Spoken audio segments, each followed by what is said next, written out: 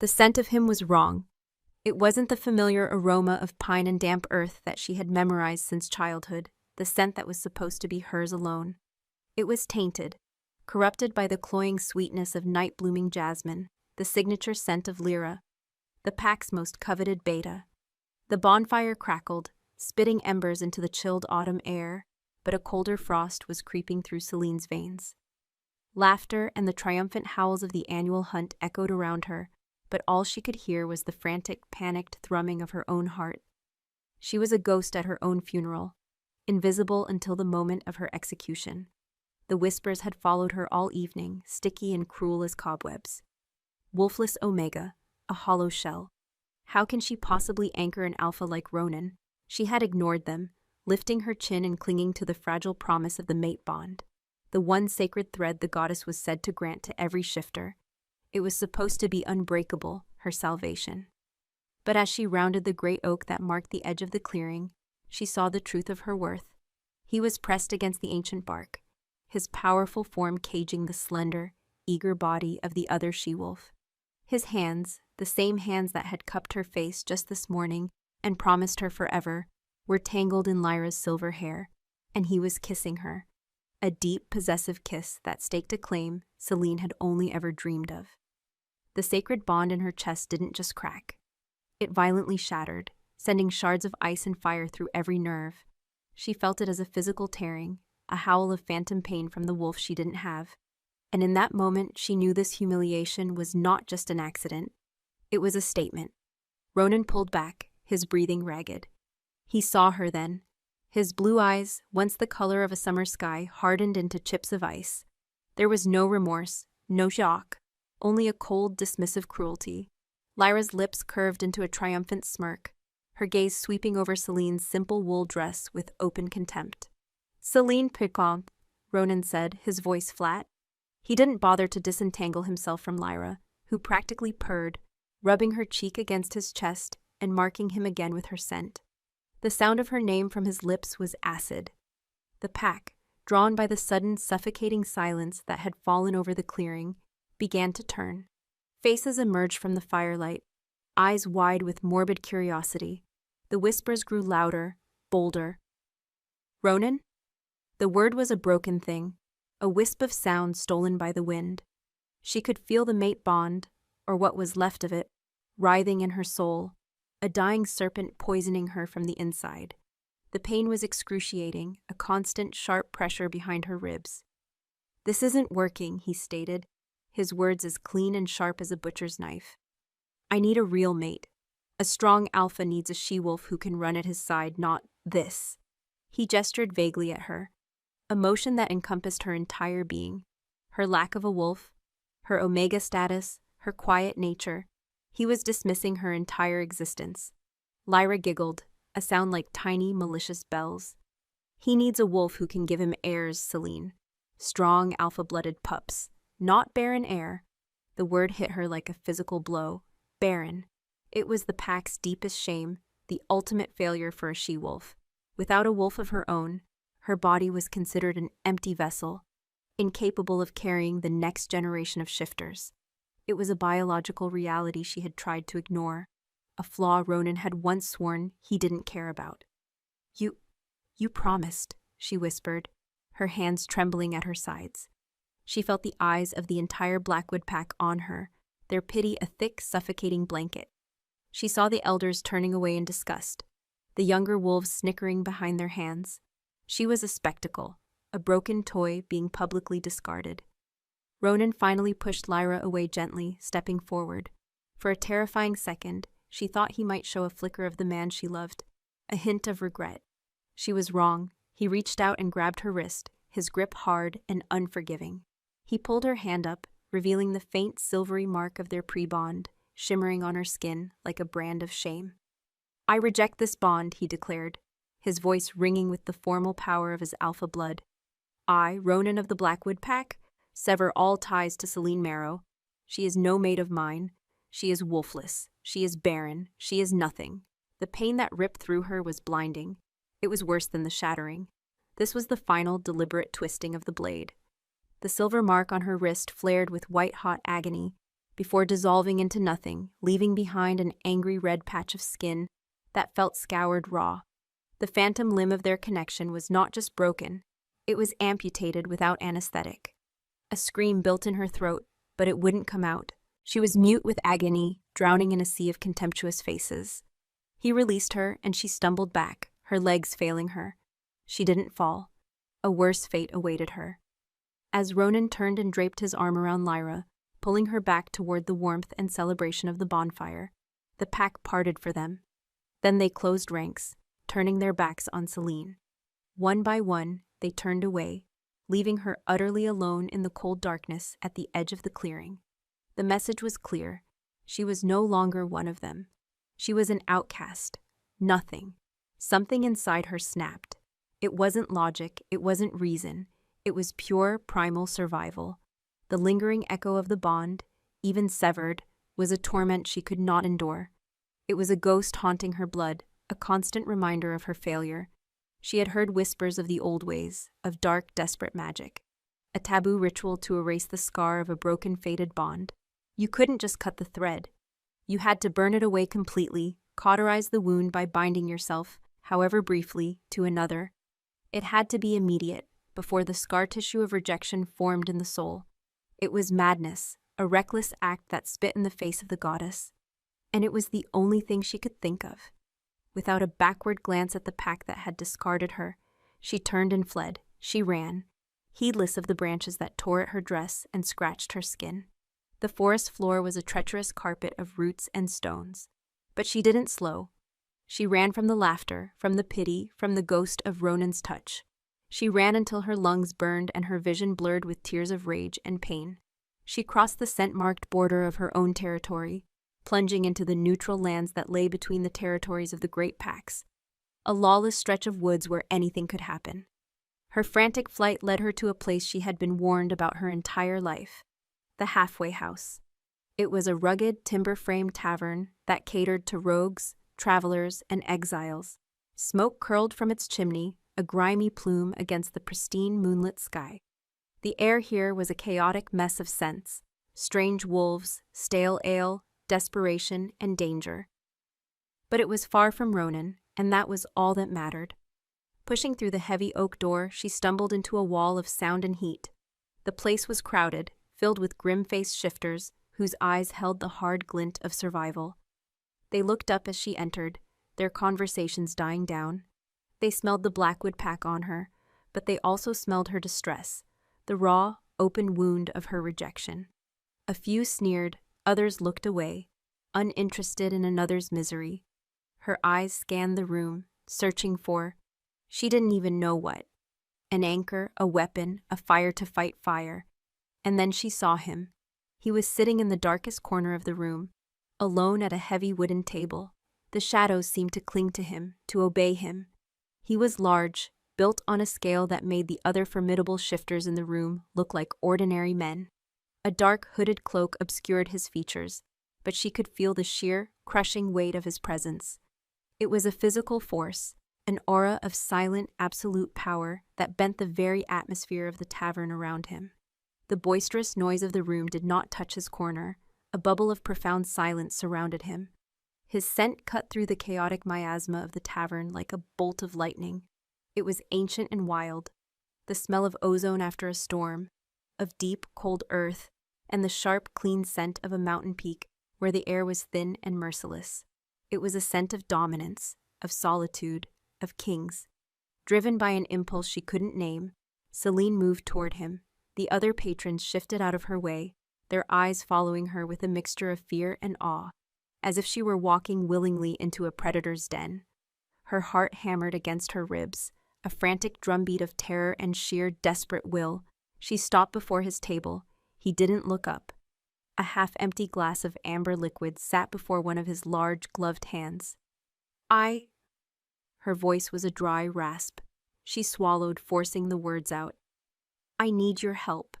He remained perfectly still.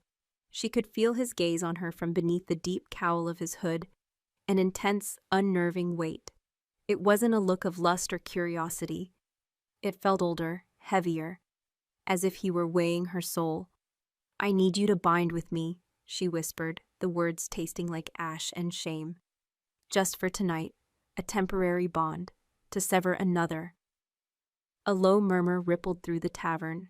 To ask such a thing of a stranger was unheard of, a grave insult or a suicidal plea. Binding was sacred, even a temporary one. She was offering her neck, her blood, her very essence to an unknown wolf. The stranger finally moved. He lifted his head slowly, and the shadows seemed to part for him. She still couldn't see his face clearly, only the strong line of a jaw shadowed with stubble, and a mouth set in a hard, unreadable line. But she saw his eyes. They glowed with a soft internal light, the color of molten gold. They were the eyes of a wolf so powerful, so old, that his human form could barely contain the beast within. He said nothing. The silence stretched, thick and suffocating. The pain of Ronan's rejection was a screaming phantom in her skull, and she swayed on her feet, dizzy with it. "Please," she begged, placing a trembling hand on the edge of his table. "I will give you anything." His golden eyes held hers. A deep, resonant sound rumbled in his chest, less a word and more the feeling of a distant earthquake. "Anything?" His voice was a low gravel, a sound that vibrated not in her ears but deep in her bones. She nodded, unable to speak past the lump in her throat. With a fluid grace that was terrifying in a man his size, he rose. He towered over her, a mountain of shadow and power. He reached out, his gloved hand gently taking her chin, tilting her face up to the dim light. His touch was surprisingly careful, yet it sent a jolt of raw energy through her, silencing the last vestiges of Ronan's ghost. He studied her face, his gilded gaze tracing her tear-stained cheeks, her trembling lips, the abject desperation in her eyes. He leaned down, his voice a breath against her ear, meant for her alone. "You are asking to trade a dog for a dragon, little one. Are you certain?" She didn't understand his words, but she understood the choice. Annihilation or this. She gave another desperate, jerky nod. He let out a soft, humorless sound that might have been a chuckle. "Very well." He lowered his head to the side of her neck. She flinched, her body screaming at her to run, but she held herself rigid. This was her choice, her pyre. She closed her eyes, bracing for pain. She felt the ghost of a touch, his lips brushing her skin, and then the sharp, piercing sting as his canines sank into the sensitive flesh just above her pulse point. The pain was electric, but it was the power that followed that stole her breath. It was not the familiar, earthy energy of a pack wolf. This was a torrent, a tidal wave of ancient, untamed magic that flooded her system. It was cold as the void between stars, and hot as a forge's heart. It roared through her veins, a cleansing fire that vaporized every last trace of Ronan's touch, his scent, his memory. It burned away the broken bond, the shame, the rejection, leaving nothing but the overwhelming, terrifying reality of the man holding her. The world tilted on its axis, the sounds of the tavern fading into a distant hum. The last thing she felt was his arm sliding around her waist, holding her up as her knees buckled. The last thing she heard was a low, possessive growl that rumbled through his chest and into hers, a sound that promised not freedom, but a far more dangerous form of captivity. Her senses dissolved into the all-encompassing scent of storm and stone, and then only darkness.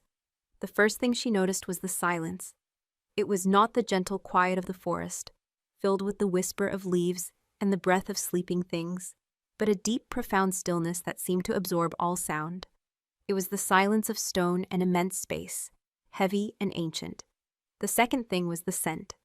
The chaotic, sour miasma of the tavern was gone. In its place was the clean, sharp fragrance of beeswax, dried herbs, and overlying it all, that same impossible scent from the stranger. Ozone after a lightning strike, cold mountain stone, and a hint of something wild and deeply masculine that seemed to settle directly into her bones. Celine's eyes fluttered open. She was not on the dirt floor of a tavern. She was lying on a mattress so soft it felt like sinking into a cloud, covered by sheets that were not coarse wool or rough-spun linen, but silk. Cool, heavy, and impossibly smooth against her skin. Panic, cold and sharp, lanced through her. She sat up in a rush, the silken sheet pooling around her waist. She was still in her torn, grimy dress from the night before, a stark, pathetic contrast to the opulence surrounding her. The room was vast, larger than the entire communal hall of her pack's lodge. The walls were dark, polished stone, hung with heavy tapestries depicting epic hunts and ancient battles. A colossal fireplace, large enough for a man to stand in, took up one wall, a low fire crackling merrily within its hearth, casting flickering golden light across the space. The floor was covered in thick, dark furs, and the furniture was made of a dark, almost black wood, carved with intricate knots and beasts. Towering windows, framed in heavy velvet curtains, revealed a sky still bruised with the dark purples of pre-dawn. This was a place of immense wealth and power. Her hand flew to her neck, to the place where the stranger had bitten her. Her fingers met a mark, not a scabbed-over wound, but a pattern of raised, smooth skin, like an intricate scar. It tingled with a steady, low-level energy, a hum that resonated deep within her chest. It was the source of the quiet thrum of power she felt coursing through her. The ghost of Ronan was gone. The gaping wound in her soul had been filled, not healed, but occupied by this new, formidable presence. It was like trading a festering wound for a collar and chain. "You are awake," the voice came from the shadows near the fireplace. It was the same low, gravelly timbre that had vibrated through her bones in the tavern, the voice of the dragon. Celine's head snapped toward the sound, her heart leaping into her throat. He stepped out of the shadows and into the firelight. The hooded cloak was gone, and the sight of him stole the air from her lungs. He was a king carved from the very mountain his scent evoked. Taller and broader than she had realized, his shoulders were a solid line of power beneath a simple black tunic. His dark hair was long, threaded with a few strands of silver at the temples, and tied back from a face that was all harsh angles and brutal experience. It was not a handsome face in the way Ronan's had been. Ronan was the polished beauty of a summer day. This man was the raw, breathtaking majesty of a winter storm. A jagged scar ran from his right temple down across his cheekbone, disappearing into the line of his dark stubble. But it was his eyes that held her captive. They were the same molten gold, glowing with their own internal light, intelligent, ancient, and utterly merciless. They watched her not with heat or lust, but with the calm, assessing patience of a predator that knows its prey is already caught. Who are you?" she breathed, pulling the silk sheet up to her chin like a shield. He moved toward the bed, his footsteps utterly silent on the fur rugs. He stopped a few feet away, a respectful distance that somehow felt more intimidating than aggression. It bespoke a confidence so absolute he had no need for overt threats. "I am the man whose help you begged for," he said, his voice a low rumble, "the stranger to whom you offered anything." He let the word hang in the air between them, heavy with implication. Celine flinched, the shame of her desperation washing over her.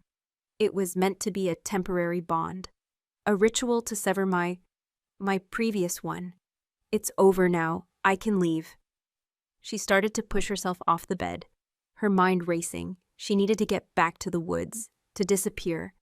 "No!" The single word was not a shout, but it hit her with the force of a physical blow. It was a statement of absolute, unarguable fact. Her muscles froze. "The bond you initiated was not a simple tavern ritual, little one," he continued, his golden eyes never leaving hers. "You took a spark to burn away a splinter, but you placed that spark in the hands of an inferno. The bond holds. My wolf has accepted it. He has accepted you." Her blood ran cold. "Your wolf? But no one's wolf would accept a wolfless Omega. A barren she-wolf." The words were a bitter poison on her tongue, the insults Ronan had used to discard her. A flicker of something dangerous sparked in his eyes. "My wolf is not like those of lesser alphas. He does not care for the mewling politics of pack status. He cares for strength, and he senses a strength in you that you do not even know you possess." He took another step closer. "As for who I am Caelric Daemar." The name meant nothing to her at first. It was just a name. But then fragmented whispers from traveling merchants and fearful elders pieced themselves together in her mind. Daemar, the name of the royal line. Caelric, the Alpha King, the reclusive, brutal monarch of all the northern territories. A king so powerful and feared that other alphas were said to tremble when his patrols crossed their lands. The wolf who had ruled for 50 years without a mate, without a queen, rejecting every high-born she-wolf presented to him, the one whose throne had remained cold through every season, until now. Celine felt the world tilt. The silk sheet suddenly felt like a shroud. The luxurious room became a cage. She had run from the cruelty of a pack alpha and thrown herself into the den of the alpha of alphas. "No," she whispered, shaking her head in denial. "It can't be. You're the king." It was an accusation, a plea, a whimper of pure terror. "I am," he confirmed, his expression unchanging.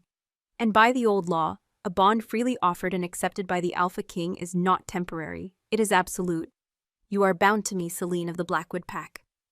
"I am not of the Blackwood Pack," she snapped, a flare of her old pain rising.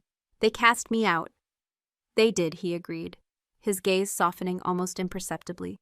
"And in their foolishness, they discarded a treasure they were not worthy of. Their loss." He paused, his eyes sweeping over her, from her disheveled hair to her bare feet peeking out from under the hem of her ruined dress. "You have a new pack now. You have a new alpha. You are here, under my protection." "Protection?" she laughed, a broken, hysterical sound. "This isn't protection, this is a prison." "A gilded one, perhaps," he conceded with a slight, humorless tilt of his lips. "But a prison is meant to hold someone against their will. I am not holding you. The bond is, a bond you sought." He was right. The logic was as cold and inescapable as the stone walls around her. This was a cage of her own making. The weight of her impulsive, desperate act crashed down on her. She had traded public humiliation for royal imprisonment. A servant, a woman with graying hair and a stern, but not unkind face, entered silently, carrying a tray. She set it down on a table near the fire, not daring to look at the king, and bowed her head to Celine before backing out of the room. On the tray was a steaming pot of tea, fresh bread, cheese, and fruit. The smell made Celine's empty stomach clench with a hunger she hadn't realized she felt. "Eat," Kaelric commanded gently. "You collapsed from exhaustion and pain. You need your strength." She eyed the food, then him. "I'm not hungry." It was a childish act of defiance, the only power she had left. Kaelric's jaw tightened slightly. He walked to the tray, poured a cup of tea, and brought it to her. He didn't offer it. He simply stood beside the bed, holding it, waiting. The silence stretched, filled only by the crackle of the fire and the frantic beating of her own heart. The aroma of the herbal tea was calming, and despite herself, her throat was painfully dry. Defeated, she finally reached out a trembling hand and took the warm ceramic cup. Her fingers brushed his, and a jolt, a current of pure energy shot up her arm. It was startlingly intimate, a stark reminder of the physical connection that now existed between them. She took a sip, the warm liquid a small comfort in the overwhelming chaos of her reality. "What do you want from me?" she asked, her voice small. He watched her for a long moment before answering, his golden eyes searching her face. "For now, I want you to rest, to heal, to understand that the world that hurt you can no longer touch you here." His voice was low, hypnotic. "Ronan of the Blackwood cannot touch you, Lyra cannot mock you. The pack that turned its back on you is nothing more than a bad memory. Here you are safe." The word safe was so foreign, so deeply craved, that it almost broke her, but she wouldn't let it. She wouldn't trade one form of weakness for another. "And after that," she pressed, "when I'm healed, am I to be your pet, your Omega slave in a castle?" A low growl rumbled in Kaelric's chest, a sound of pure, undiluted fury that made the very air vibrate. The cup in her hand rattled. The predator was there, just beneath the surface of the calm, civilized king. "You will never be a slave," he bit out, his voice dropping to a dangerous whisper. His golden eyes flared. "You are the mate of the Alpha King. You bear my mark. Anyone who dares to show you disrespect will answer to me with their life.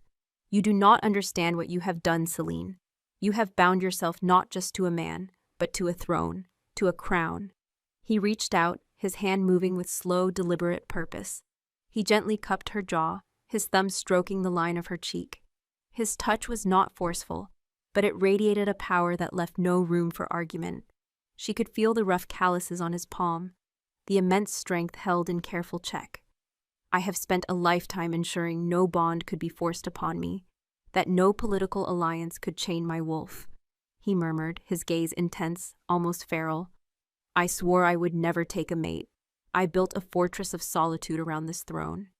And then you, a broken little bird with a storm in your heart, walked into a rogue's tavern and tore it all down with a single desperate plea." He leaned closer, his scent enveloping her, intoxicating and terrifying. "You are not my prisoner," he whispered, his breath warm against her skin. "You are my queen."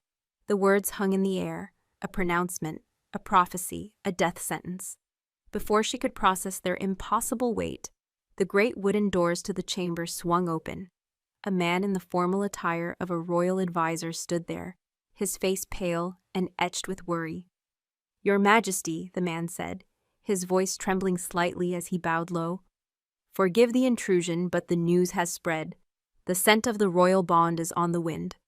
The council has been convened. They demand to see her." Kaelric did not turn to face the advisor. His molten gold eyes remained locked on Celine, but the warmth, if it could even be called that, had vanished, replaced by the chilling glint of a monarch interrupted. A low, dangerous growl rumbled in his chest, a sound that made the very stones of the castle seem to vibrate.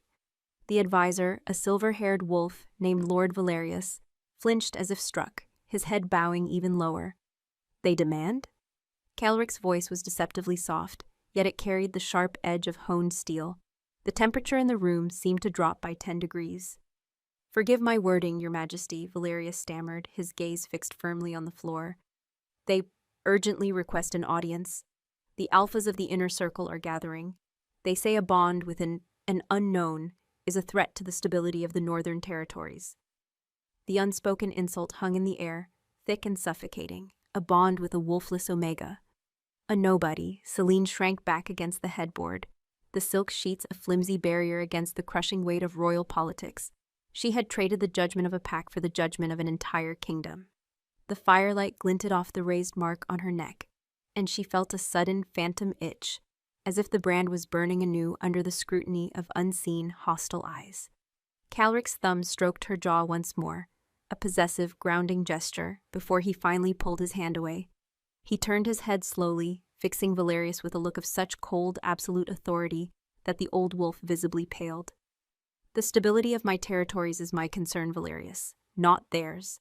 I have ruled for 50 years without their counsel on matters of the throne, and I will not begin seeking it now. Tell the council I will meet them at midday. Not before." "But, Your Majesty, they are insisting—" "And I am commanding," Kaelric cut him off, his voice dropping into a register of pure, unassailable power. The Alpha King's command. It was a force of nature, a thing that could not be defied. Valerius's mouth snapped shut with an audible click. He bowed so low his forehead nearly touched his knees. "As you command, Your Majesty." He then risked a fleeting, fearful glance at Celine, his eyes full of a mixture of pity and terror, before backing out of the room, pulling the heavy doors shut behind him. The silence that fell was more profound than before, charged with tension. Celine's hands were trembling, rattling the teacup she still held.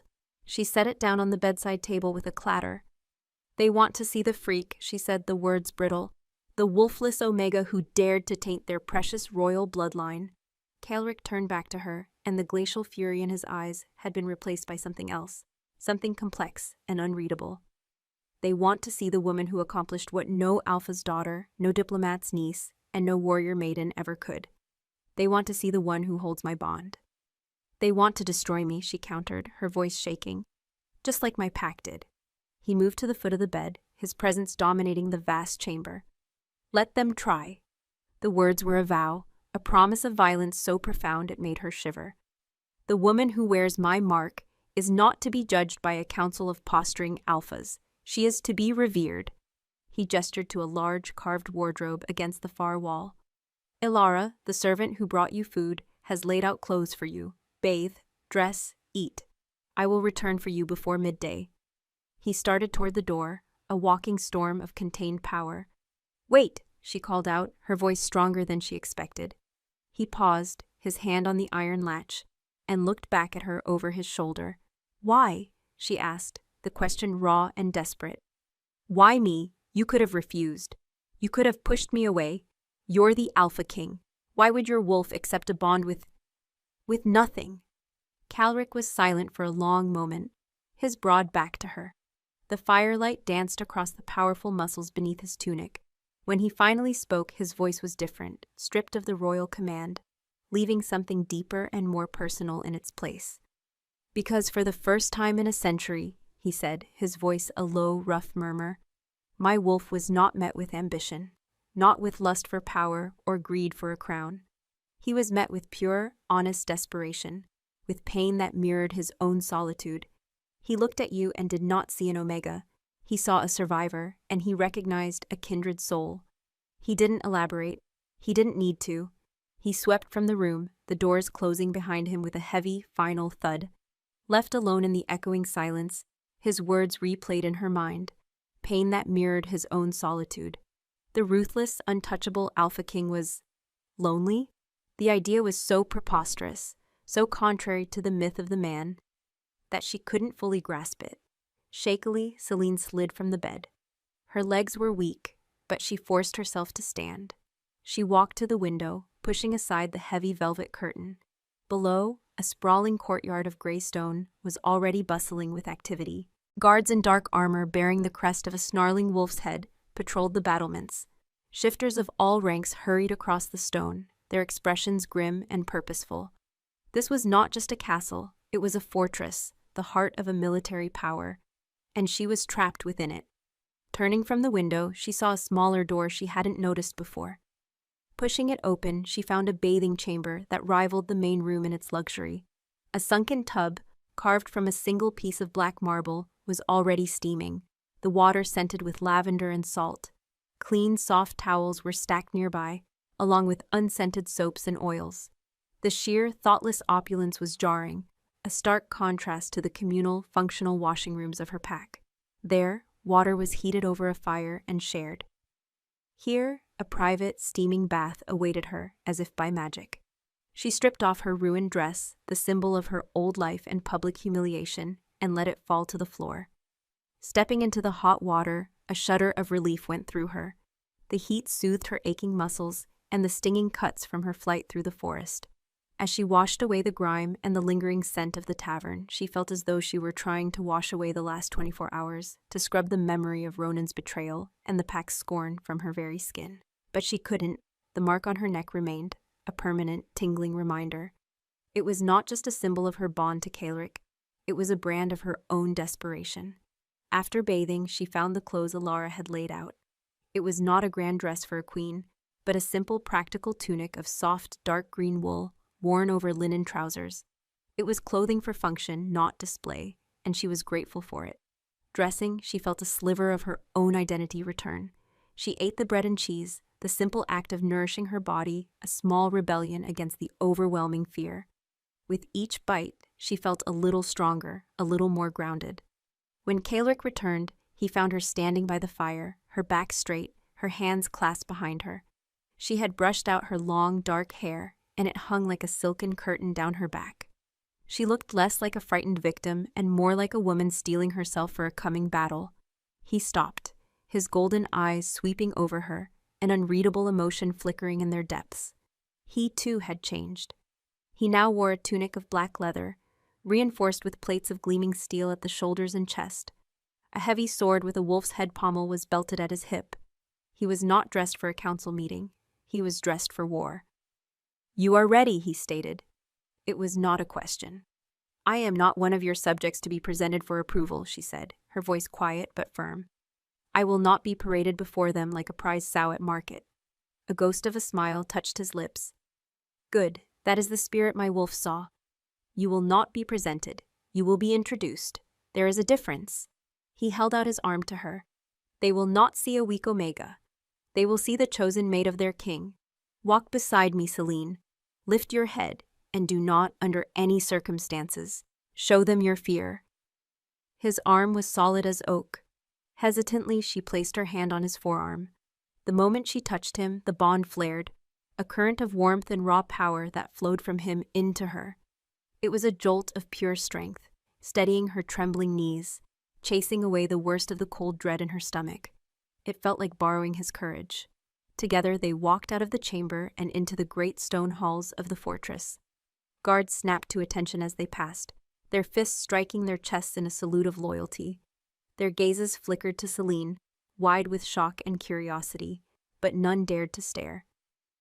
Caelric's pace was long and purposeful, and she had to hurry to keep up, but he never pulled ahead, keeping her firmly at his side. The message was clear to all who saw them. She was with him. She was his. They arrived before a set of immense iron-bound doors, twice the height of a man. 2 guards, clad in full-plate armor, pulled them open, revealing the council chamber. It was a cavernous, circular room, dominated by a massive round table carved from a single, petrified weirwood tree. The air was thick with the aggressive, territorial sense of powerful alphas. At least 20 of them were gathered there, the leaders of the most powerful packs in the north. They were massive, scarred warriors, men who had carved their domains out of the wilderness and held them with brute force and cunning. They all rose as Caelric entered, their expressions a mixture of grudging respect and open hostility. Their collective gaze fell upon Celine, and the force of it was like a physical blow. She could feel their appraisal, their shock, their immediate, visceral dismissal. She smelled their contempt. Wolfless, weak, unworthy. She faltered, her hand tightening on Caelric's arm, her instinct screaming at her to flee. But his arm was an immovable anchor. He didn't even glance at her. His golden eyes swept the room, meeting the gaze of every alpha there, challenging them, daring them. "You requested an audience," Caelric's voice boomed, silencing the murmurs that had begun to ripple through the chamber. "You have it." An old barrel-chested alpha with a thick gray beard and a network of scars on his face stepped forward. His scent was of frost and old blood. This was Lord Boren of the Frostfang pack, the most ancient and influential of the clans. "Caelric," he began, foregoing the royal title in a deliberate show of defiance. "We come to you as brothers concerned for the throne. For 50 years, you have stood alone, a bastion of strength. Now, you have bonded with an outsider, a stray." His eyes flicked to Celine with undisguised disgust. "She carries no pack scent of worth, no wolf spirit. She is a hollow vessel. This bond is a mockery. It weakens you. It weakens us all. You must set her aside." A chorus of growled agreements echoed around the table. Celine's breath hitched. Set her aside. Just like Ronan had. Discarded. Thrown away. The same words, the same judgment, just on a grander scale. Caelric's hand moved from under hers, his arm wrapping around her waist, pulling her flush against his side. It was a possessive, unequivocal gesture of claiming. He turned his head, his lips brushing her temple as he spoke, his voice a low, intimate murmur meant only for her, yet loud enough for the room to hear. "Do you see that old fool, Celine?" he whispered, his breath a warm caress. "He thinks power lies in bloodlines and the strength of the wolf. He is wrong." Then he raised his voice, addressing the entire council, his golden eyes blazing with a fire that seemed to suck the very air from the room. "This is Celine Daymar," he declared, his voice ringing with the power of the mountain. "She is not a stray. She is not a hollow vessel. She is my mate, my queen. The bond is done. It is recognized by the old magic, and it is recognized by my wolf." He paused, letting the weight of his words settle. Her strength is not the loud, brutish howl of a common wolf. It is the quiet, enduring strength of the mountain itself. The strength to survive. The strength to choose her own fate. A strength none of you have ever had to learn. He looked down at her, and for the first time, she saw something beyond power and solitude in his eyes. It was a fierce, burning protectiveness, a raw possessiveness, an emotion so primal it transcended the politics of the room. "Her word," he announced, his gaze sweeping the stunned faces of the alphas, "is now my word. Her safety is the safety of the throne, and the first of you to show her anything less than the absolute reverence due a queen." He let the threat hang in the air, unfinished but perfectly understood. He didn't need to finish it. The promise of violence was a living thing in the room. He then looked directly at Lord Boren, a cold, predatory smile touching his lips. "You wish for me to set her aside? Then come, old friend. Come and try to take her from me." The silence in the council chamber was absolute, heavy, and sharp as a shard of ice. Lord Boren's face, already weathered and grim, hardened into a mask of furious granite. The air crackled, thick with the scent of enraged alphas. a volatile mix of ozone, bloodlust, and wounded pride. Celine could feel the combined pressure of their wills pressing in on her, a suffocating psychic weight designed to make a lesser wolf grovel. Her knees felt weak, and the primal omega instinct to submit, to make herself small and unthreatening, surged through her. But Kaelric's arm was a band of steel around her waist, an anchor in the storm. The bond, their bond, pulsed between them, a silent, thrumming current. Through it, she felt not his anger, but his unwavering certainty. It flowed into her, a strange and potent transfusion of courage. She straightened her spine, lifted her chin, and met Boren's hateful glare with a stillness she hadn't known she possessed. She had already faced the utter destruction of her world. What more could this council of overgrown, snarling brutes do to her? Boren took a half-step forward, his massive hands clenching into fists at his sides. A low guttural growl escaped his throat, a sound that promised snapped bones and torn flesh. You would choose this shell over the loyalty of your pack alphas, over the security of the North? This is madness, Kaelric. It is a weakness she has poisoned you with. The only poison in this room, Boren, is your ambition, Kaelric countered, his voice dropping to a lethally calm register. He didn't raise his voice. He didn't have to. The quiet menace in his tone was more terrifying than any shout. You have coveted my throne for decades, hiding behind a veneer of loyalty. You see this not as a weakness in me, but as an opportunity for you. Do you think I am blind? He took a deliberate step forward, pulling Celine with him, placing her slightly behind him in a classic gesture of protection that was both primal and infuriatingly possessive. You will address her as your majesty, and you will retract your insult, now.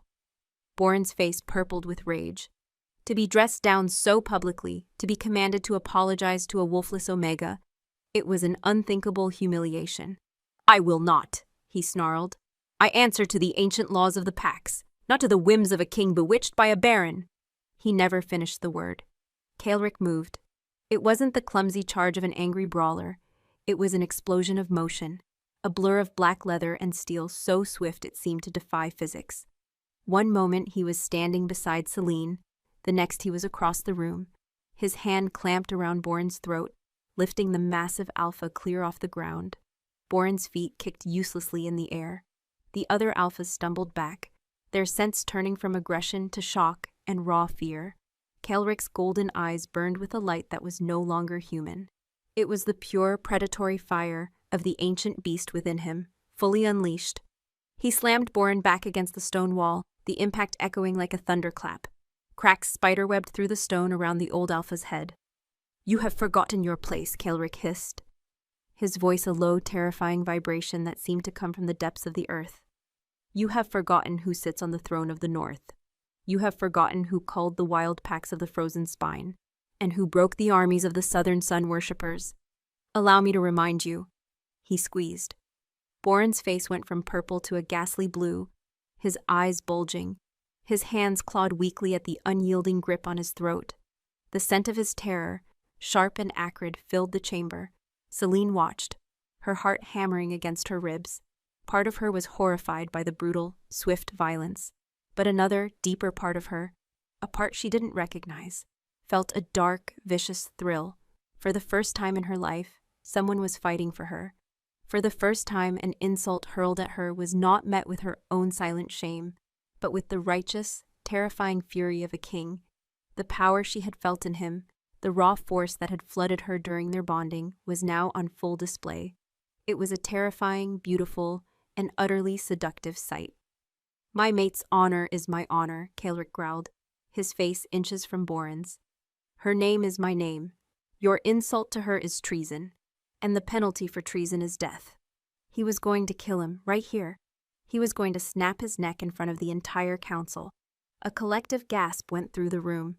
This was more than a display of dominance. This was the tearing up of old alliances, the forging of a new, terrifying order. Stop. The word was quiet, almost a whisper, but in the suffocating silence, it rang out like a bell. Kaelric froze. His head turned slowly, his molten eyes, still blazing with the fury of his wolf, finding her. He was still holding Boren, whose life was literally hanging by a thread. Celine stepped forward, her legs shaking but holding steady. Every eye in the room swiveled to her. She was the center of it all, the cause. And now, perhaps, the only solution. "Let him go," she said, her voice finding a strange, quiet strength. Kaelric's jaw tightened. A low growl rumbled in his chest, a sound of protest from the beast that wanted blood. "He dishonored you, and you have answered his dishonor," she said. Walking closer until she stood just beside him, she could feel the heat rolling off his body, the thrumming, violent energy of his barely contained wolf. She reached out, her hand trembling, and placed it on his arm, the one holding Boren aloft. His muscle was like forged iron beneath her touch. "You have shown them your strength. Now, show them your mercy. A king who kills for an insult is a tyrant. A king who offers mercy for a queen's sake is a ruler." The words came from a place she didn't know she had. A well of instinct and observation from years of watching pack politics from the shadows. She had always been invisible, a listener, a watcher. She had seen how true power was wielded, not just with brute force, but with calculated grace. Kaelric's gaze searched hers, the feral light in his eyes warring with the cold intelligence of the monarch. The bond between them hummed, a conduit for more than just power. He felt her fear, yes, but he also felt her resolve. He felt her plea not for Boren's life, but for his own reign. She was not asking him to be weak. She was asking him to be wise. Slowly, agonizingly, the tension in his arm eased. With a final, contemptuous shove, he released Boren, who collapsed to the floor in a heap. Gasping for air, clutching his bruised throat, Kaelric turned his back on him completely, a gesture of ultimate dismissal. He faced the rest of the council, his arm once again finding its place around Celine's waist, pulling her protectively to his side. His golden eyes were cold as a winter sky. "My queen has requested mercy for you, Boren. You will have it, this one time," he said, his voice ringing with finality. "This council is dismissed. Go back to your lands, govern your packs, and remember who your king is, and who your queen is. Should I hear so much as a whisper of disrespect toward her, from any of you, I will not send a raven. I will come myself." Without another word, he turned and guided Celine from the chamber. The alphas parted before them like a tide receding from the moon, their heads bowed, their sense a mixture of fear, resentment, and grudging awe. She had not only survived, she had, in some small, inexplicable way, won. They walked through the stone corridors in silence. Celine's mind was reeling. The sheer intensity of what had just happened left her feeling dizzy and disconnected. Kaelric's grip was firm, grounding her, his silent presence a shield against the aftershocks of the confrontation. He didn't take her back to the opulent bedchamber. Instead, he led her up a winding stone staircase, higher and higher into the central keep of the fortress. They emerged onto the battlements, the cold, clean wind whipping at them, tearing at their hair and clothes. The view was breathtaking. The fortress was perched on a sheer cliffside, overlooking a vast, dark forest that stretched to a horizon of snow-capped mountains. The world seemed to sprawl at their feet. "This is what they fight for," Kaelric said, his voice low against the rushing wind. He gestured out at the wild, untamed landscape. Land, power, the right to call themselves Alpha. He turned to her, his expression serious. "What you did in there was more powerful than anything I could have accomplished by snapping his neck." "I was terrified," she admitted, her voice barely audible. "I know," he said. He reached out, his gloved fingers gently tucking a strand of her wind-blown hair behind her ear. The simple, almost tender gesture was so at odds with the brutal violence he had just displayed that it made her heart skip a beat. "Courage is not the absence of fear, Celine. It is acting in spite of it. You showed the grace of a true queen, a grace this kingdom has not seen in a very long time."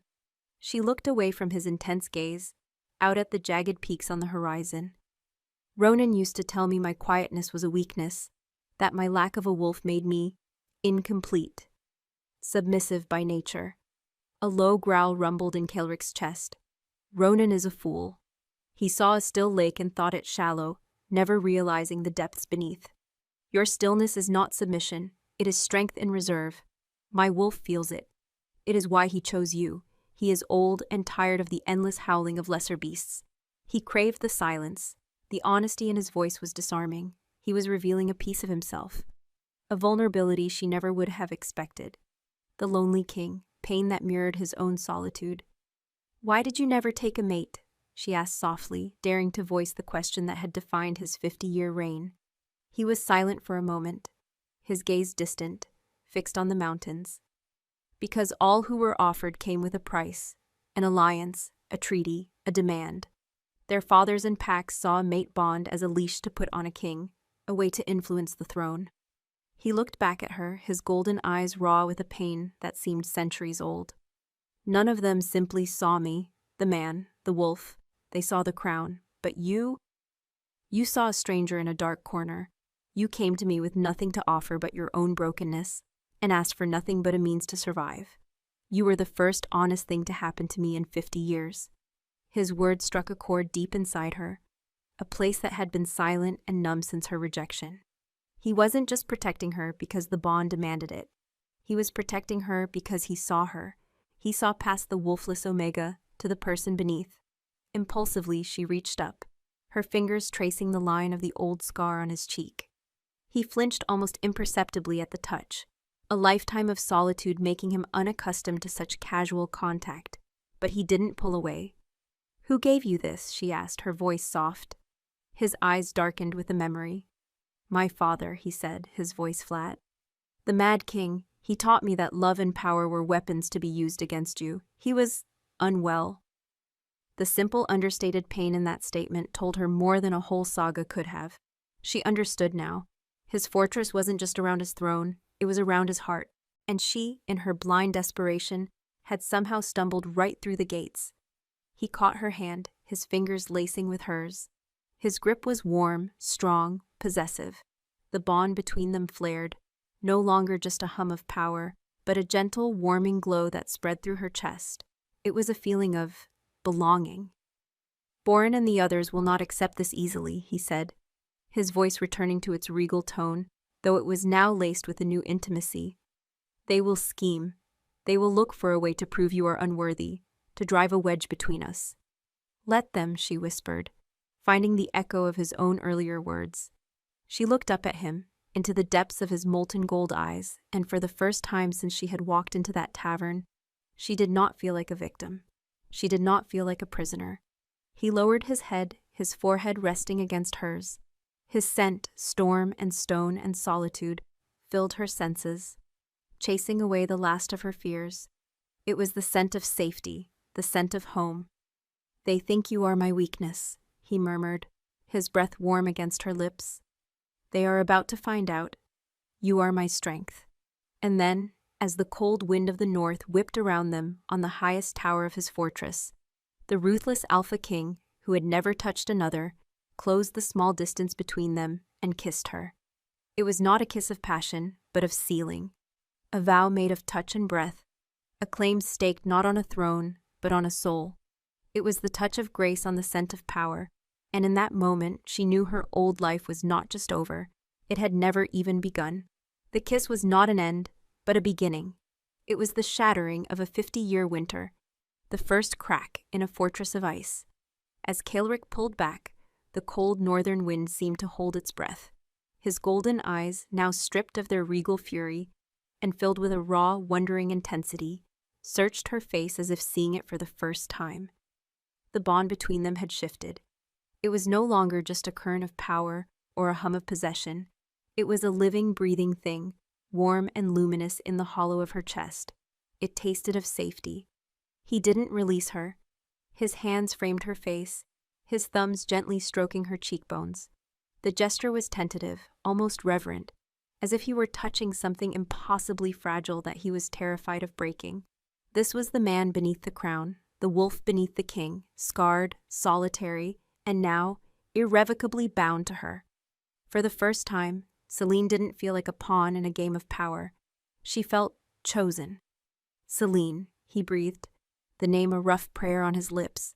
Before she could answer, a frantic scrabbling of footsteps on the stone stairs broke the spell. Lord Valerius appeared at the top of the stairwell, his face ashen, his robes askew, as if he'd run the whole way. He skidded to a halt, his eyes wide with a fresh terror that made his earlier fear in the council chamber look like mild concern. "Your Majesty," he gasped, bowing low, his breath coming in ragged pants. A rider, from the south, bearing the banner of the Blackwood pack. Selene's blood turned to ice, the warmth in her chest vanished, replaced by a familiar, sickening dread. Blackwood, Ronan. The name was a phantom pain, the ache of a limb long since amputated. Kaelric's entire demeanor shifted in an instant. The nascent tenderness in his eyes was extinguished, replaced by the glacial cold of the monarch. His hands dropped from her face, one falling to the hilt of his sword, the other finding her waist and pulling her firmly back against his side. The protector, the king, was back. "He crosses my borders uninvited?" Kaelric's voice was dangerously quiet. "He stopped at the border patrol, Your Majesty," Valerius stammered, avoiding Selene's gaze. "He sends a message ahead. Alpha Ronan claims his fated mate was stolen from him in a moment of weakness. He says she was taken against her will by a nameless rogue. He petitions for the Alpha King's justice. He is marching with his enforcers to reclaim what is his." The audacity of it was breathtaking. The lies were so blatant, so self-serving, they stole the air from Selene's lungs. Stolen? Reclaim what is his? She was not a lost satchel to be retrieved. He had thrown her away. He had publicly shattered their bond and declared her nothing. Now, having likely heard whispers of what had transpired, that the nameless rogue was the Alpha King, he was trying to rewrite history, to paint himself as the victim. A sound tore from Kaelric's throat. It was not a human sound.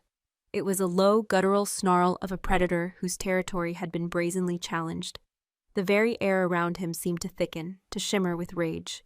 Valerius took an involuntary step back, his hand flying to the dagger at his belt in a useless gesture of self-preservation. "He will march to his grave," Kaelric growled, his golden eyes beginning to glow with that terrifying feral light. "Send the legions to the southern border. I want his head and the heads of his enforcers on pikes before the sun sets." No, the word escaped Selene's lips before she even realized she was speaking. Kaelric looked down at her, his expression a thunderous mask of confusion and rage. "He is a liar and a dog," Kaelric snarled. "He humiliated you. He cast you out. Now he seeks to use you as a pawn to gain an audience with me. He will die for his arrogance." "And what will that prove?" she asked, her voice shaking but clear. "That you are a possessive alpha, just like him? That I am a thing to be fought over, a prize to be won, or a territory to be conquered? His lies will become truth in the whispers of the other packs. They will say you stole me, that you killed him out of jealousy. They will say you are ruled by your appetites, not your mind." She saw the logic of her words pierce through his rage. He was a king before he was an alpha, a strategist before he was a warrior. He had survived 50 years on this throne by being more cunning than his enemies. His fury did not vanish, but it was banked, controlled, sharpened to a finer point. He studied her, his gaze intense. "What do you propose?" "Let him come," she said, the words tasting like poison. "Let him stand before you and make his claim. Let him speak his lies not just to you, but to me, in front of witnesses. Let the truth be heard from my lips, not just yours." She took a shuddering breath. "I will not hide behind your throne, Kaelric. I will not be the silent, trembling prize." He made his rejection public. Let my rejection of him be just as loud. A slow, dangerous smile spread across Kaelric's face. It was not a smile of warmth, but of a predator seeing a far more satisfying way to destroy its prey. He looked at Valerius. His command, absolute.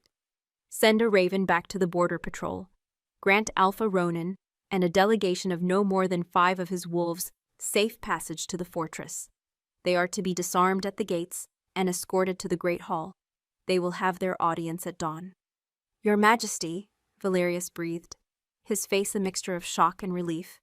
He bowed deeply and practically fled down the stairs to carry out the order. Kaelric turned back to Selene, his large hands coming to rest on her shoulders. His gaze was searching, probing the depths of her eyes. "This will not be easy. He will try to wound you with his words. He knows your fears." "He was the one who planted them there," she whispered. A tear she hadn't realized was forming, finally tracing a cold path down her cheek.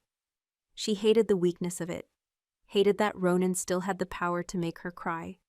Kaelric's thumb came up to brush the tear away, his touch surprisingly gentle. Then we will rip them out by the roots." He guided her away from the battlements, leading her not to the royal bedchamber, but to a smaller, more intimate room. It was a study, lined with shelves of books and maps. A fire roared in the hearth, and 2 large, worn leather chairs were set before it. It felt like his private sanctuary, the heart of the man rather than the king. He sat her in one of the chairs and knelt before her, taking her cold hands in his. "Tell me everything," he commanded softly. "Leave out no detail, no insult, no moment of shame. I will be your armor tomorrow, Celine. But armor must be forged to fit the wearer. I need to know the shape of your pain." And so she told him. The words came in a torrent at first, then a slow, painful trickle. She told him about the years of whispers, the pitying looks, the quiet isolation of being a wolfless omega in a pack that valued primal strength above all else. She told him of the fragile hope Ronan had represented, the promise of the mate bond that was supposed to make everything right. She recounted the public humiliation at the bonfire, the scent of Lyra's perfume on him, the cold, dead look in his eyes. She spoke the words he had used to cast her aside. Wolfless, barren, nothing. With every word she felt the fury coiling inside Ceolric. He did not speak, but his jaw tightened, the muscles in his forearms bunching as he held her hands. The bond between them became a conduit for his rage, but it was a rage directed entirely outward, a shield of fury that surrounded her. When she finished, her voice a raw whisper, the room was silent save for the crackling of the fire. He let go of one of her hands and reached up, his fingers gently tracing the intricate raised mark on her neck, his mark. "He branded you with his words," he murmured, his voice thick with a controlled violence. "He tried to define you by what you lacked. But a true alpha does not see what is missing. He sees what is there." His golden eyes held hers, fierce and unwavering. "He called you wolfless, but I see a spirit that could not be broken. He called you barren, but I see a heart with the strength to mother a new age for this kingdom. He called you nothing, and in his blindness, he threw away everything." He stood, pulling her to her feet. He led her to a large silver-gilt mirror that hung on one wall. He stood behind her, his hands on her shoulders, forcing her to look at their reflection. At the towering, powerful king and the small, slender woman who somehow looked right standing in his shadow. "When he looks at you tomorrow, he will expect to see the broken omega he discarded," Ceolric said, his voice a low rumble in her ear. "He will not find her. She is gone." His hand moved from her shoulder, his fingers tracing the bond mark on her neck again. "This is not a collar of ownership, Celine. It is a crown. It is the symbol of my choice. He will come expecting to see a slave. He will find a queen." His words, his belief in her, were a balm on wounds she thought were fatal. She looked at her own reflection, at the fear still lingering in her eyes, and for the first time, saw a flicker of the woman he described. The night passed in a blur of tension. Celine did not sleep. Ceolric stayed with her in the study, sitting in the opposite chair, watching over her as the fire burned down to glowing embers. He did not press her to talk more, but his silent, unwavering presence was a comfort more profound than any words. As the first gray light of dawn began to creep through the arrow-slit windows, a guard's knock echoed at the door. "Your Majesty, the delegation from the Blackwood pack has arrived. They are in the Great Hall." Ceolric rose, every inch the king. He wore the same black armored tunic as the day before, his sword at his hip. He looked at her, his expression unreadable. "Are you ready?" Celine took a deep breath, the cold morning air filling her lungs. She thought of Ronan's sneer, of Lyra's triumphant smile, of the pack turning their backs on her. And then she thought of Ceolric's fury, of his kiss on the battlements, of his voice calling her his queen. She looked him in the eye. Yes. Together they walked to the great hall. The doors swung open, and she saw them. Ronan stood in the center of the hall, flanked by 4 of his largest enforcers. He looked arrogant, confident, his handsome face set in a look of performative concern.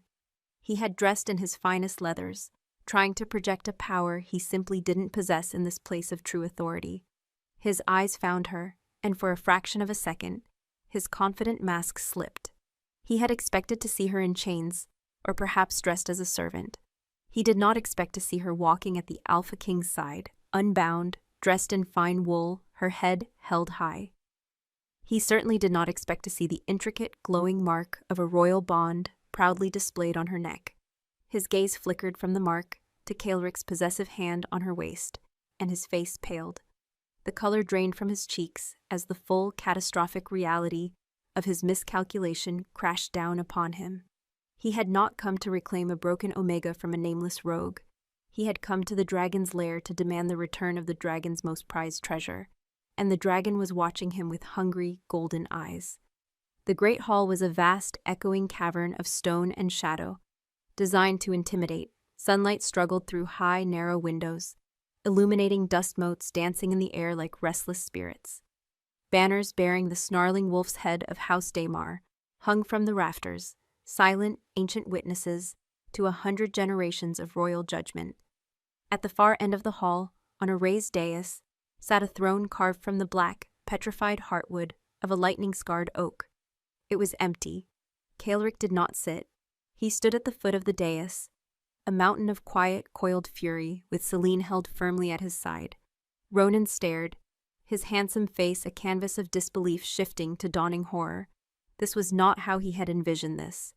In his mind, he would make a noble, impassioned plea. The reclusive king, who had never shown interest in a mate, would surely see the justice in returning a lowly Omega to her rightful, fated Alpha. He would be rewarded for his piety, for upholding the sacredness of fated bonds.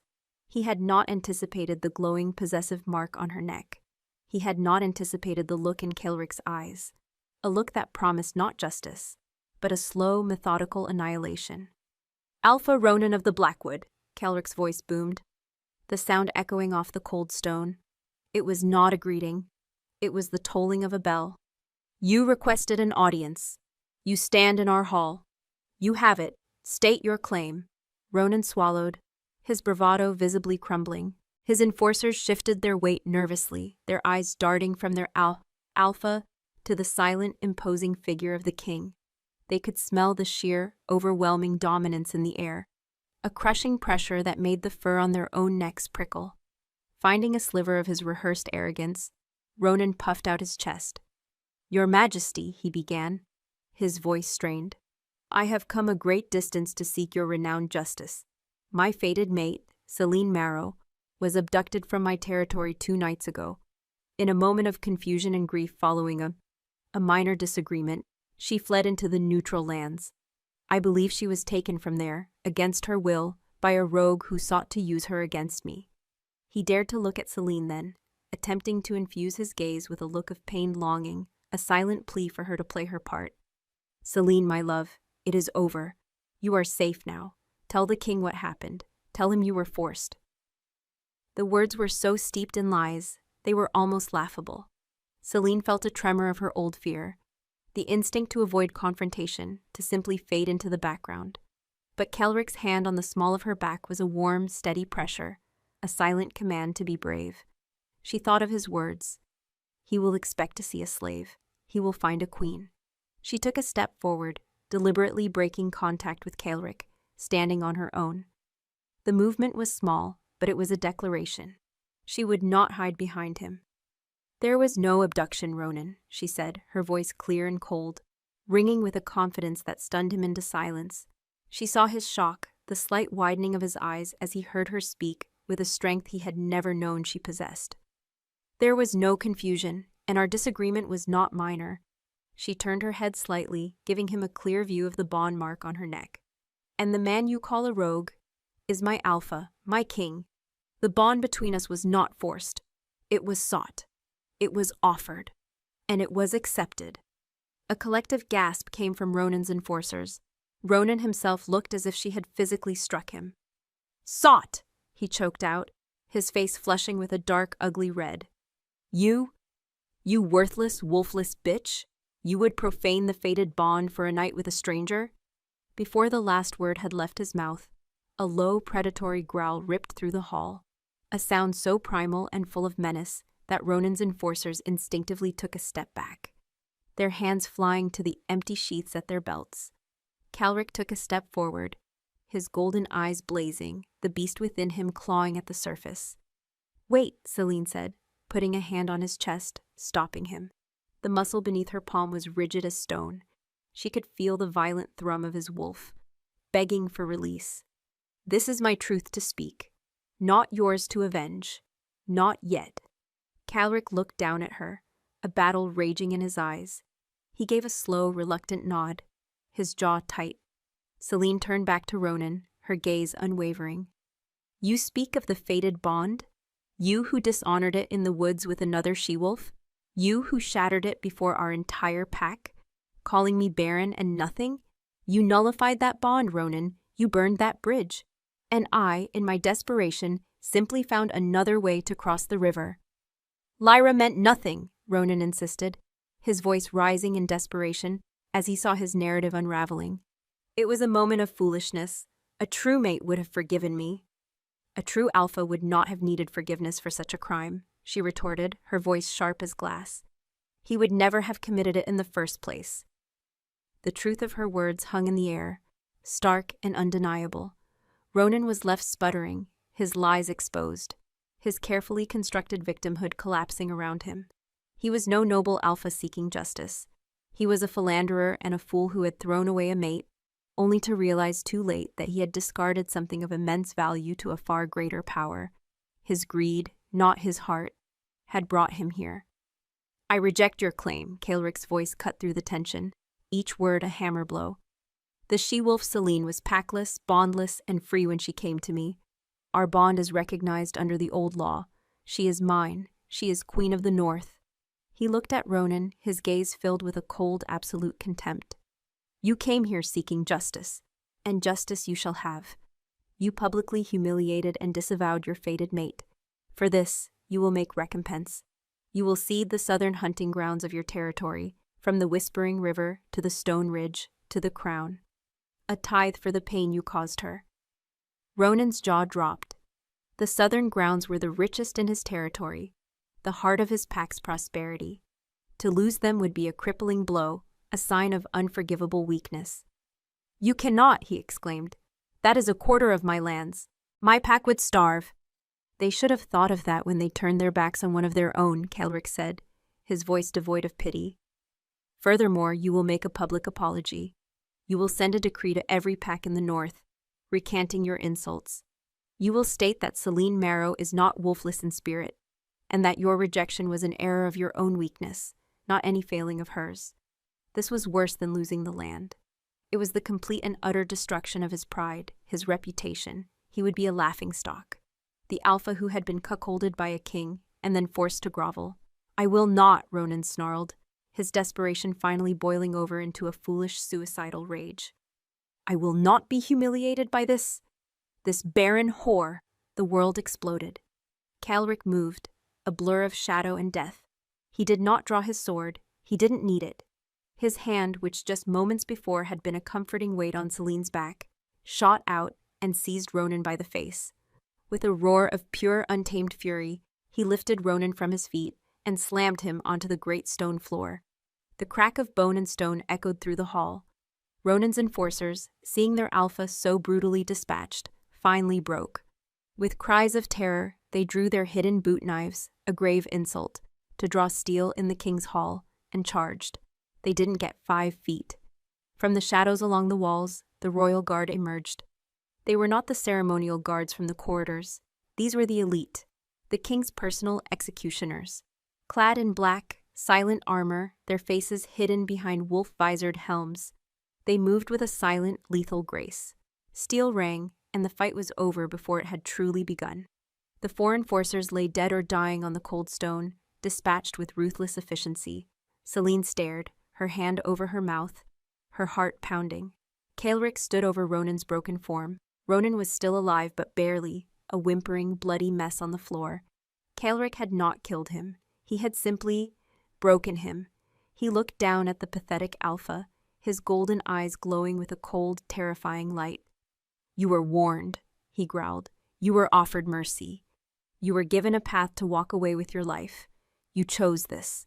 He turned to Celine, his expression softening almost imperceptibly as he looked at her. He held out his hand. "This is not your justice to witness. Come." She took his hand, her fingers trembling as they laced with his. He led her from the great hall, leaving the royal guard to clean up the mess of blood and broken pride. He led her back to the battlements, to the cold, clean air where he had first kissed her. She was shaking, not from fear, but from the aftershock of the violence, the sheer, brutal finality of it all. "You could have killed him," she whispered. "Death is an easy escape," Kaelric said, his voice a low rumble. He guided her to the stone parapet, standing behind her, his arms wrapping around her in a protective embrace. "He will live. He will return to his pack, broken and humiliated. He will lose his lands. He will be forced to send out the decree, praising the woman he scorned. Every day for the rest of his miserable life, he will wake up knowing that the nothing he threw away is now a queen, and that her name is spoken with more reverence than his will ever be. That is a far crueler punishment than a quick death. That is justice." She leaned back against his solid chest, drawing strength from his warmth, from the steady beat of his heart against her back. The wind whipped her hair around her face, and for the first time, it didn't feel cold, it felt clean, it felt like freedom. The shadows of her past, the ghost of Ronan, the shame of her rejection, they were not just gone. They had been exorcised with fire and steel. Kaelric hadn't just protected her, he had scoured her past clean, leaving only the future, their future. "It's over," she whispered, more to herself than to him. "No," he murmured, his lips brushing against her hair. "It is just beginning." He turned her in his arms, his golden gaze intense and serious. "Ronan was a symptom. The disease is the old way of thinking, the prejudice against those who are different. Born and the others still believe you are a weakness. We have dealt with the pup who yapped at our heels. Now we must deal with the old wolves who are still plotting in the shadows." He cupped her face, his gaze burning into hers. "I am going to make you so strong, so revered, that they will have no choice but to bow to you. Not out of fear of me, but out of respect for you. You are more than just my mate, Celine. You are the key to changing everything." The weeks that followed were a crucible. Calric's words on the battlements had not been a lover's empty promise. They were the strategic outline of a king. He was not content to merely shield her. He intended to arm her. Her education began not in the soft arts of a queen, tapestry, and courtly dance, but in the harsh realities of power. Her days were filled with a relentless schedule he designed himself. Mornings were spent in the royal library, a towering circular chamber filled with the collected knowledge of 1,000 years. With Lord Valerius as her reluctant but dutiful tutor, she studied the histories of the great packs, their bloodlines, their ancient treaties, their long-held grudges. She learned the laws of the North, both the written codes of the monarchy and the unwritten primal laws of the wolves. She discovered that Kelric's father, the Mad King, had nearly destroyed the kingdom by favoring pureblood alphas, leading to decades of bitter infighting and weakness. Kaelric's 50-year reign had been a long, brutal process of stitching the fractured territories back together through sheer force of will. He had created a fragile peace, but the old prejudices, the belief in blood purity that had condemned her, were still simmering just beneath the surface. Afternoons were spent with Kaelric himself. He took her not to the throne room, but to the map room, the strategic heart of the fortress. It was a vast chamber dominated by a table, carved with a perfect topographical representation of the entire northern continent. He taught her strategy, moving carved wooden wolves across the map to represent packs and armies. He showed her the importance of supply lines, the weaknesses of his rivals, the delicate balance of power he maintained. "Lord Boren's Frostfang pack controls the northern passes," he explained one afternoon, his finger tracing a line through a formidable mountain range on the map. "He grows wealthy by taxing every merchant and traveler, but his people are overstretched, his warriors arrogant. They are a hammer looking for a nail. A hammer is useless against the wind." He looked at her, his golden eyes intense. "Power is not always about strength. Often it is about knowing where your enemy is weak." He was teaching her to think like him, to see the world not as a collection of people, but as a complex web of alliances, ambitions, and vulnerabilities. He was giving her the tools to rule, but it was the evenings that changed her most profoundly. Calric took her to the sparring yards, where the royal guard trained. At first she merely watched, horrified and fascinated by the brutal, beautiful dance of combat. But one evening, he drew her into the center of the dusty arena. "You do not have a wolf's strength," he said, pressing a slender, perfectly balanced dagger into her hand. The hilt was cool and smooth against her palm. "You will not win a fight through brute force, but you have a wolf's spirit. You have speed, you have a keen mind, and you have the will to survive. That is more than enough." Under his patient, demanding tutelage, she began to learn. He taught her how to hold the blade, how to use an opponent's weight against them, where to strike for maximum effect. He was a terrifyingly graceful fighter, moving with a fluid power that was breathtaking to behold. He never once hurt her, his control absolute, but he never went easy on her either. He forced her to learn, to anticipate, to fight back.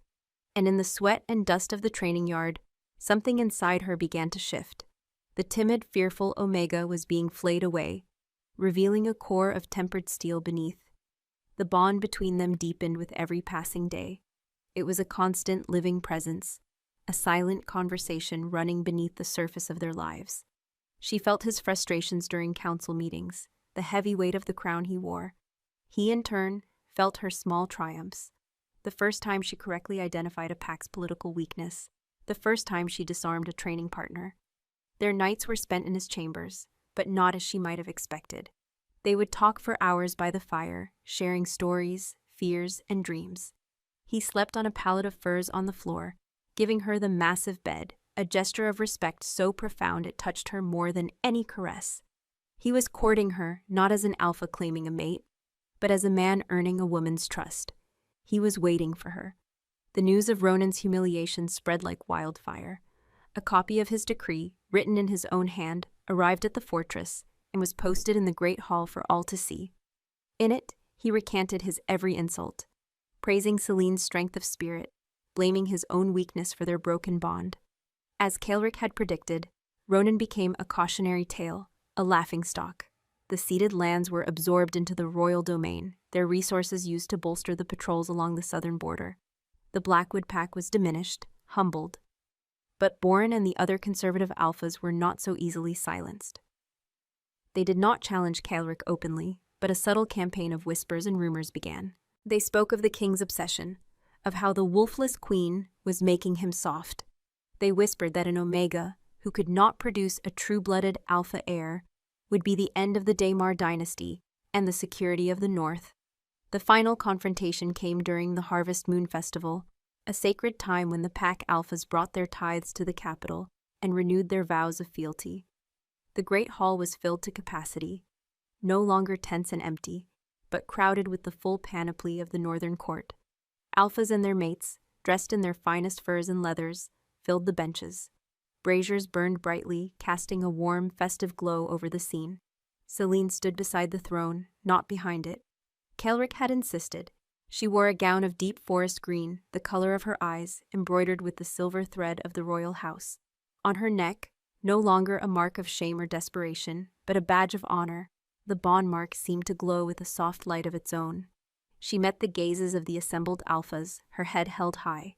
She saw the surprise in their eyes, the grudging respect from some, the veiled hostility from others. One by one, the alphas came forward to present their tithes and renew their vows. When Lord Boren of the Frostfang pack stepped forward, a palpable tension fell over the hall. He bowed stiffly, his eyes avoiding Celine's. "Your Majesty," he said, his voice a low growl, "I bring the tithes of the Frostfang and renew my vow of loyalty to the throne." "The throne accepts your vow, Lord Boren," Kaelric said, his voice cool. But Boren did not step back. He straightened up, his gaze sweeping the hall, a politician playing to his audience. "Majesty, the harvest moon is also a time of concern for the future, for the continuation of our strong bloodlines. For 50 years we have had a king, but a kingdom needs an heir, a true-blooded alpha heir to secure the future of the North." The challenge was laid bare. It was a direct public attack on Celine's greatest perceived weakness, her supposed barrenness. The hall erupted in murmurs. This was the moment the dissenters had been waiting for. Celine felt a familiar, cold dread wash over her. This was the one wound she didn't know how to fight, the biological reality of her wolfless state.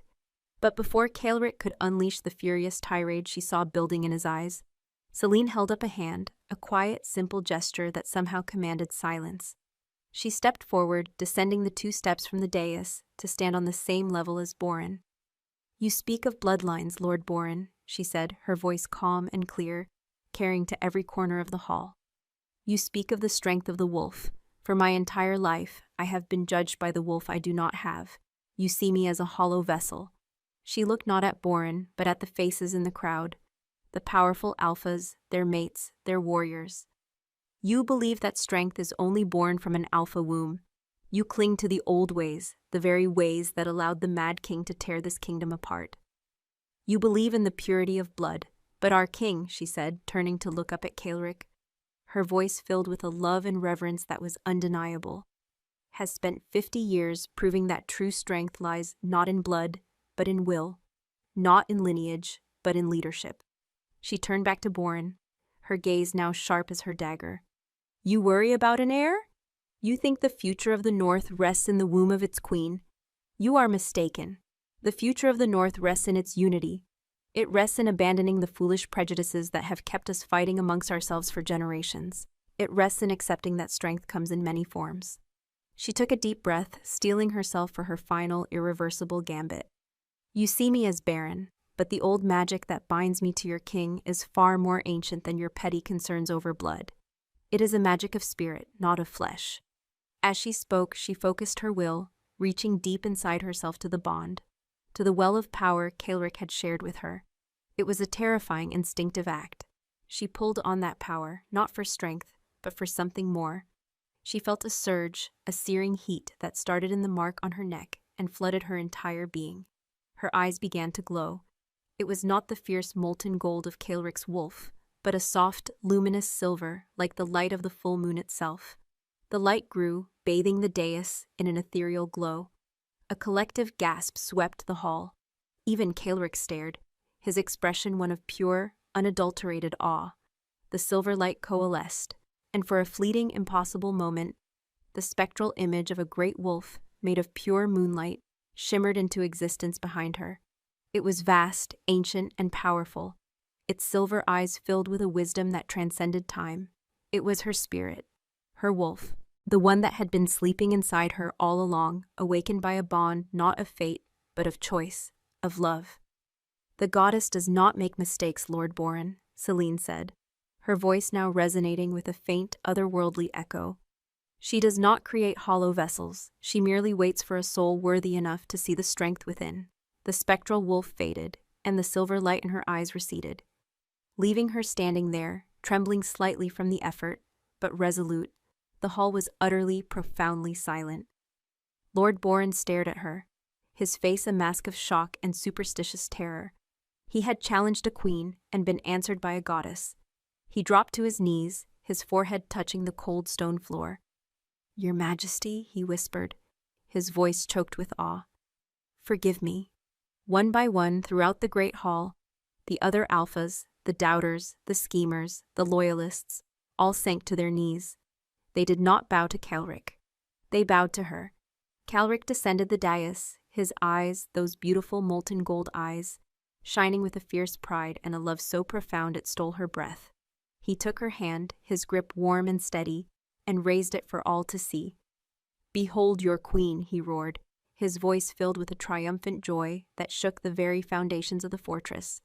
"The Alpha is the strength of the pack, but the Omega is its heart, and our heart is strong." The assembled wolves of the north, their heads still bowed, let out a single unified howl of fealty. It was a sound not of submission, but of celebration, a sound of a new age being born, an age not of blood, but of spirit, an age of the wolfless queen. 5 years passed, seasons turning like pages in a well-loved book. The north changed. The harsh winds still blew from the frozen spine, and the snows of winter were still deep and merciless, but the soul of the kingdom had found a new warmth, a new center.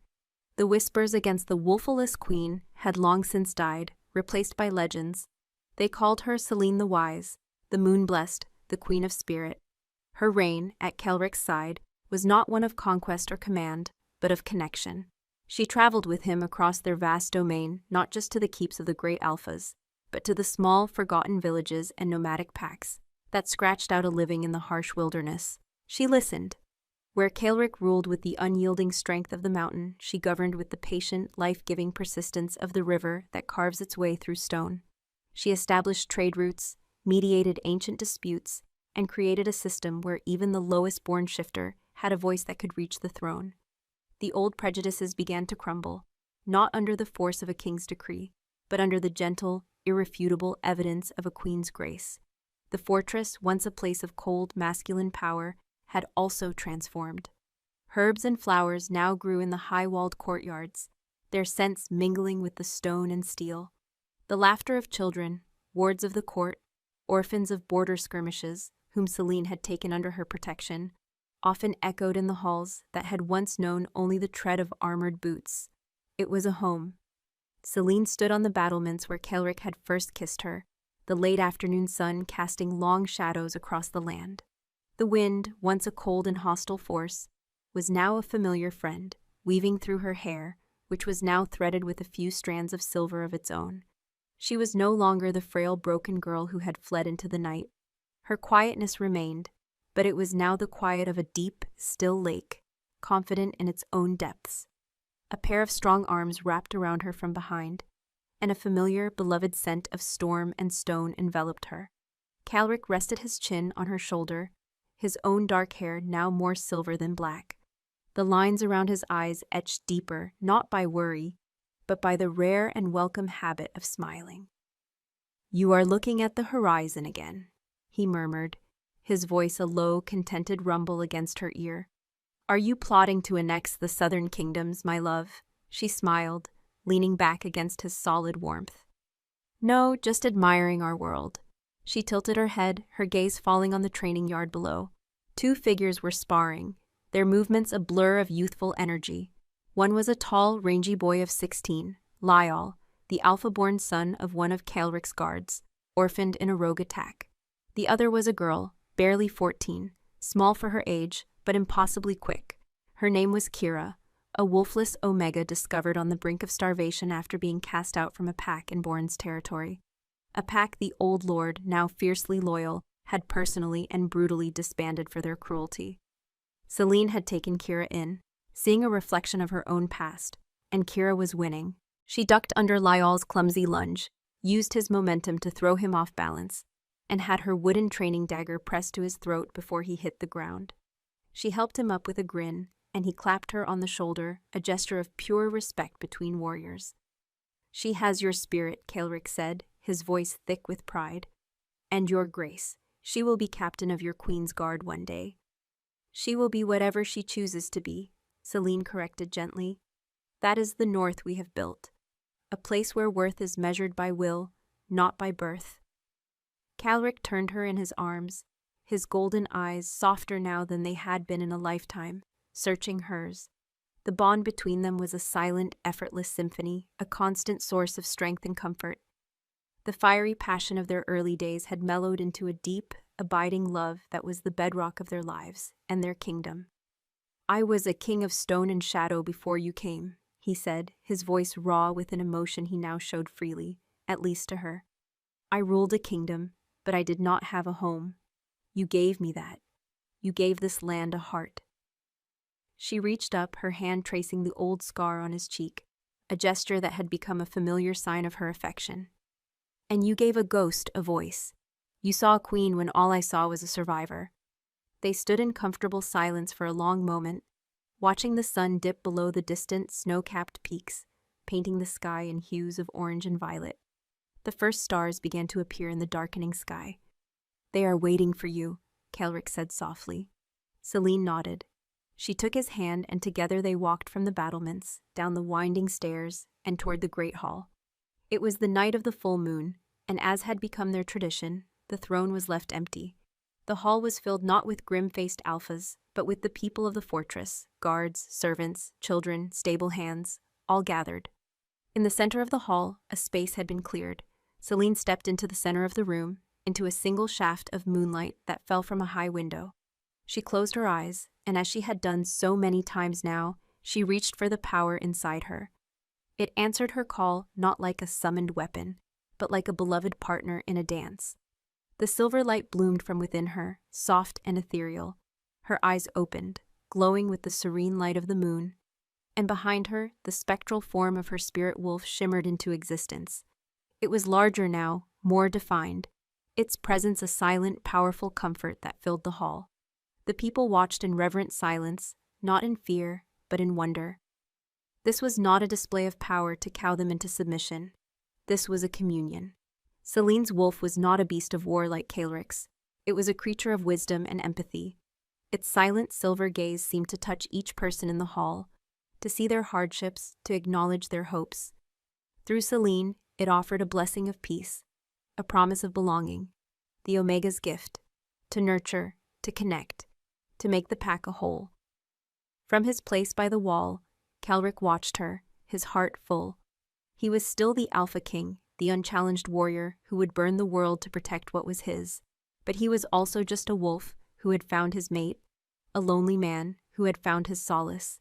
He had thought, in his blind arrogance, that he had rescued her. He knew now that she, in her quiet, unyielding grace, had been the one to rescue him. When the ritual was done, the silver light faded, and Celine was herself again, a woman standing in the moonlight. The people of her court surged forward, not with the formality of subjects, but with the warmth of a family, surrounding her with thanks and well wishes.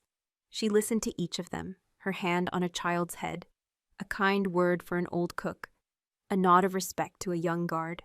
Later, as the moon climbed high into the sky, they were alone again in their chambers.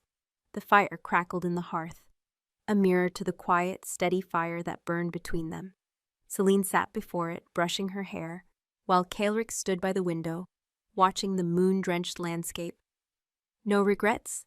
she asked softly, her eyes meeting his in the reflection of the window pane. He turned, a slow smile gracing his lips. He walked to her, taking the brush from her hand and setting it aside. He knelt before her, as he had done on that first day in his study, taking her hands in his. "My only regret," he said, his voice a low, sincere vow, "is that I wasted 50 years on a throne of stone, when I could have been building a throne of moonlight with you." He leaned in and kissed her, a kiss that held the memory of every trial they had faced, every battle they had won, every quiet moment they had shared. It was a kiss of equals, of partners, of two souls who had been shattered by life and then forged together into something stronger and more beautiful than either could have been alone. She was Celine Desmar. She was not wolfless. She was the heart of the wolf. She was not barren. She was the mother of a new age. She was not nothing. She was and would always be his everything.